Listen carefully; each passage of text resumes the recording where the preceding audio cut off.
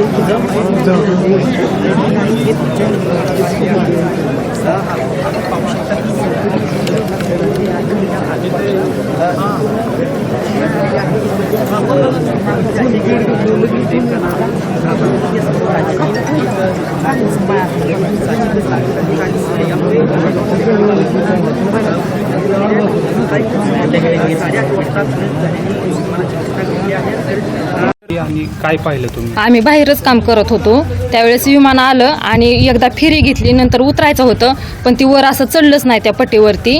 आणि ज्यावेळेस स्फोट झाला त्यावेळेस ती 2 बॉडी अशा साईडला पडल्या. तर त्या एक बॉडी अशी पूर्ण ही झाली होती आणि एका बॉडीचा तर चेहरा दिसत नव्हता, पूर्ण असं शरीर फुगलं होतं. तुम्ही हा अपघात पाहिला का डोळ्यांनी? हा, डोळ्यांनी पाहिला. आम्ही घराच्या पाठीमागच काम चाललं होतं आमचं. नेमकं काय घडलं त्यावेळी? त्यावेळेस विमान गावाकडूनच येत होतं, असं खूप अंतराव खाली होतं, वरती नव्हतंच ती. त्यांनी उतरायचा प्रयत्न केला पण ते दुसऱ्या फेरीला उतरायला गेल्यानंतर ती असं जाग्यावरच हे झालं, तिथं वरपट्टीवरती चढूच शकलं नाही. स्फोट खूप मोठा झाला का? खूप मोठा होता. आणि नंतर काय परिस्थिती झाली स्फोटानंतर? स्फोट झाल्यानंतर आम्ही इथून पळालो, पाणी घेतलं पण ते आमची सुद्धा शक्यता नव्हती ते असं हे करायची, पाणी वाटण्याची. आम्ही खूप घाबरलेलो. त्यावेळेस दोन्ही साईडला 2 बॉड्या पडल्या होत्या आणि ती पूर्ण एक बॉडी ना, चेहरा तर काही दिसत नव्हता पण पूर्ण पांढरा शिपत माणूस आणि असं पूर्ण फुगलेली बॉडी होती.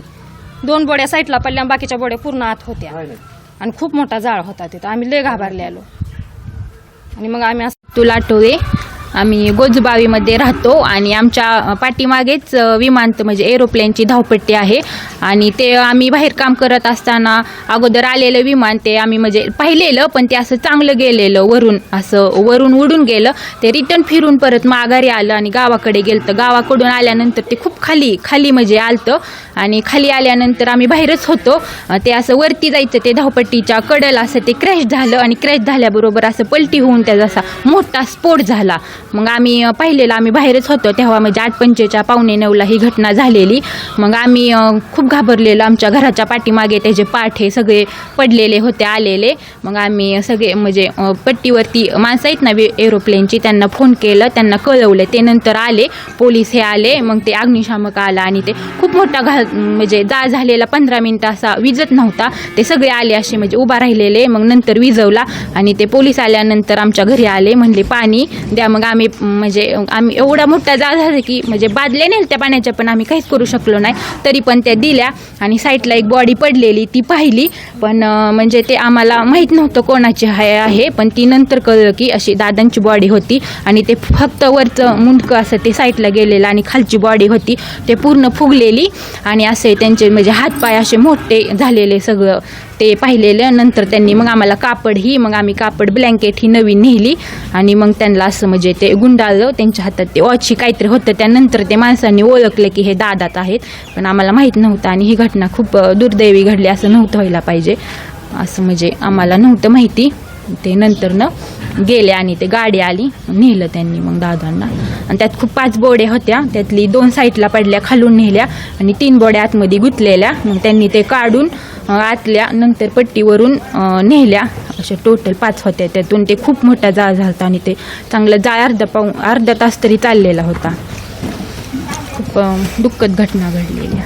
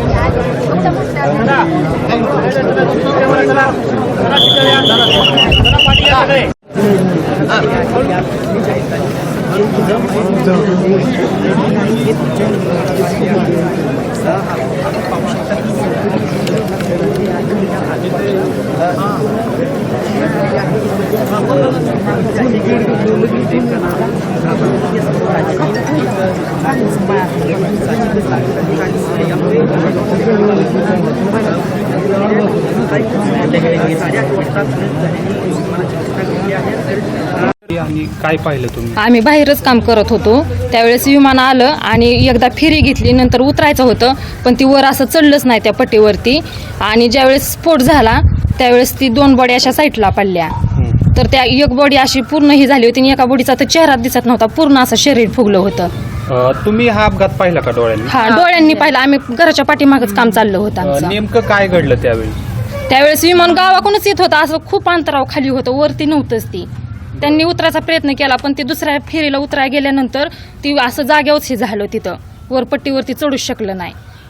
स्फोट खूप मोठा झाला का? खूप मोठा होता.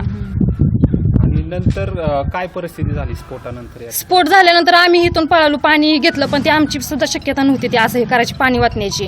आम्ही खूप घाबरलेलो. त्यावेळेस दोन्ही साईडला 2 बॉड्या पडल्या होत्या आणि ती पूर्ण एक बॉडी ना, चेहरा तर काही दिसत नव्हता पण पूर्ण पांढरा शपथ माणूस आणि असं पूर्ण फुगलेली बॉडी होती.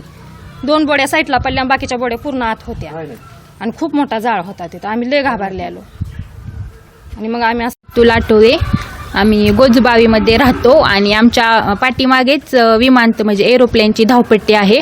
आणि ते आम्ही बाहेर काम करत असताना अगोदर आलेलं विमान ते आम्ही म्हणजे पाहिलेलं पण ते असं चांगलं गेलेलं, वरून उडून गेलं. ते रिटर्न फिरून परत माघारी आलं आणि गावाकडे गेलं. तर गावाकडून आल्यानंतर ते खूप खाली म्हणजे आलतं आणि खाली आल्यानंतर आम्ही बाहेरच होतो. ते असं वरती जायचं, ते धावपट्टीच्या कडेला असं ते क्रॅश झालं आणि क्रॅश झाल्याबरोबर असं पलटी होऊन त्याचा असा मोठा स्फोट झाला. मग आम्ही पाहिलेलं, आम्ही बाहेरच होतो तेव्हा म्हणजे 8:45 पावणे 9ला ही घटना झालेली. मग आम्ही खूप घाबरलेलो. आमच्या घराच्या पाठीमागे त्याचे पाठे सगळे पडलेले होते आलेले. मग आम्ही सगळे म्हणजे पट्टीवरती माणसं आहेत ना एरोप्लेनची, त्यांना फोन केलं, त्यांना कळवलं. ते नंतर आले, पोलीस हे आले, मग ते अग्निशामक आला आणि ते खूप मोठा म्हणजे जाळ झालेला 15 मिनिटं असा विजत नव्हता. ते सगळे आले असे म्हणजे उभा राहिलेले. मग नंतर विजवला आणि ते पोलीस आल्यानंतर आमच्या घरी आले, म्हणले पाणी द्या. मग आम्ही एवढा मोठा जाळ झाला की म्हणजे बादल्या नाही त्या पाण्याच्या, पण आम्ही काहीच करू शकलो नाही. तरी पण त्या दिल्या आणि साईडला एक बॉडी पडलेली ती पाहिली. पण म्हणजे ते आम्हाला माहीत नव्हतं कोणाची आहे, पण ती नंतर कळलं की अशी दादांची बॉडी होती आणि ते फक्त वरचं मुंडकं असं ते साईडला गेलेलं आणि खालची बॉडी होती ते पूर्ण फुगलेली आणि असे त्यांचे म्हणजे हातपाय असे मोठे झालेले सगळं ते पाहिलेलं. नंतर त्यांनी मग आम्हाला मग आम्ही कापड ब्लँकेट ही नवीन नेली आणि मग त्यांना असं म्हणजे ते गुंडाळलं. त्यांच्या हातात ते वॉची काहीतरी होतं. त्यानंतर ते माणसांनी ओळखलं की हे दादात आहेत, पण आम्हाला माहीत नव्हतं. आणि ही घटना खूप दुर्दैवी घडली, असं नव्हतं व्हायला पाहिजे, असं म्हणजे आम्हाला नव्हतं माहिती. ते नंतरनं गेले आणि ते गाडी आली, नेलं त्यांनी मग दादांना. आणि त्यात खूप 5 बॉड्या होत्या, त्यातली 2 साईडला पडल्या, खालून नेल्या आणि 3 बॉड्या आतमध्ये गुंतलेल्या. मग त्यांनी ते काढून आतल्या नंतर पट्टीवरून नेल्या. अशा टोटल 5 होत्या. त्यातून ते खूप मोठा जाळ झाला आणि ते चांगलं जाळ अर्धा तास तरी चाललेला होता. खूप दुःखद घटना घडलेली. तेरकोटे काరం రంగు రుచి ఆచి కారం పొడి.